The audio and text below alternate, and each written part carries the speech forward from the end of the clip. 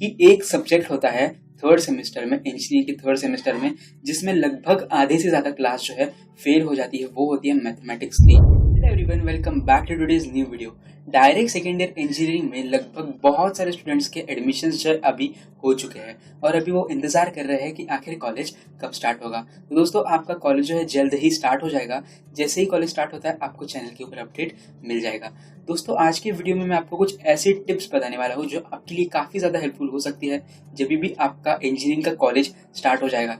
दोस्तों, जैसा कि अभी आप सब जानते हैं कि आपका एडमिशन जो हुआ है वो डायरेक्ट सेकेंड ईयर में हुआ है। तो अभी जो भी स्टूडेंट्स आप देखोगे डायरेक्ट सेकेंड ईयर इंजीनियरिंग में, वो एक्चुअली एक दूसरे को पहले से ही जानते होंगे, बट आप जो होंगे वो अभी नए होंगे। ठीक है, तो सबसे पहला पॉइंट जो आपको यहाँ पे ध्यान में रखना है, that you have to make friends. तो दोस्तों, ये बहुत ही इंपॉर्टेंट बात है कि आपको सबसे पहले फ्रेंड्स बनाने हैं। फ्रेंड्स जो है ना, अच्छे बनाइए जो आपको हेल्प करें।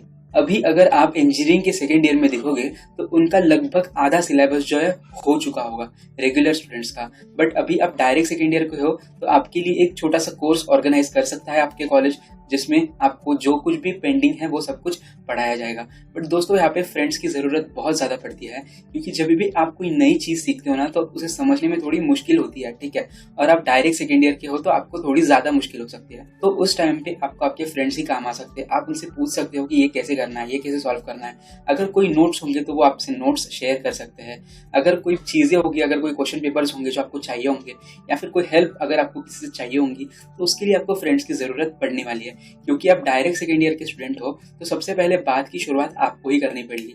आप ऐसा नहीं बोल सकते कि जब तक वो बात नहीं करेगा तब तक मैं बात नहीं करूंगा। आप डायरेक्ट सेकेंड ईयर के हो तो आपको सबसे पहले बात स्टार्ट करनी पड़ेगी और आपको फ्रेंड्स बनाने होंगे। ये मेरा पर्सनली सजेशन है। बाकी आप इस टॉपिक के ऊपर क्या कहना चाहते हो वैसे आप कमेंट सेक्शन में बता सकते हो।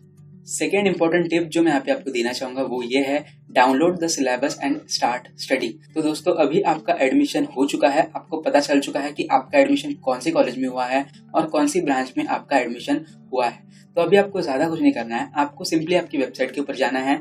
वहाँ पे आपको आपका जो सिलेबस है, आपके कोर्स का जो भी सिलेबस है वो सिलेबस डाउनलोड कर लेना है और आपको आपके इंजीनियरिंग की पढ़ाई अभी से स्टार्ट कर देनी है। क्योंकि जैसा कि आप सभी जानते हो, आप अभी डायरेक्ट सेकेंड ईयर इंजीनियरिंग के हो और जो रेगुलर स्टूडेंट्स है उनका जो सिलेबस है वो लगभग आधा कवर हो चुका है। तो अभी आपके लिए बस एक छोटा सा कोर्स ऑर्गेनाइज करेंगे डायरेक्ट सेकेंड ईयर वाले स्टूडेंट्स में, जिसमें समझे ना समझे उससे कॉलेज को कोई लेना देना नहीं होता। तो अभी आपको आपकी सेल्फ स्टडी जो है स्टार्ट करनी पड़ेगी, जिसके लिए आपको सिलेबस डाउनलोड करना होगा।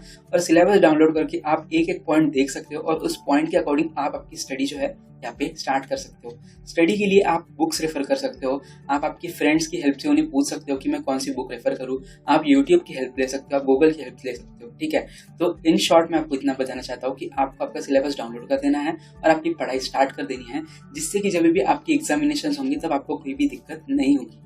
तीसरी मोस्ट इंपॉर्टेंट बात जो मैं आपको यहाँ पे बताने जा रहा हूँ वो है, join the WhatsApp group of your college. दोस्तों, अभी आप जान चुके हो कि आपको कौन सा कॉलेज लगा है, आपका एडमिशन कौन से कॉलेज में हुआ है।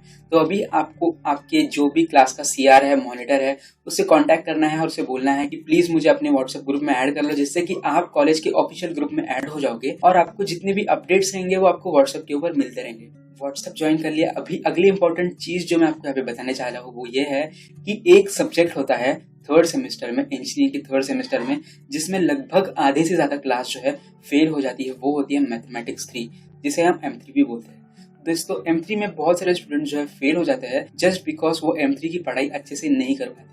तो दोस्तों, अभी आप ट्राई कीजिए कि आप M3 के लिए अच्छे से अच्छे क्लासेस ज्वाइन करें।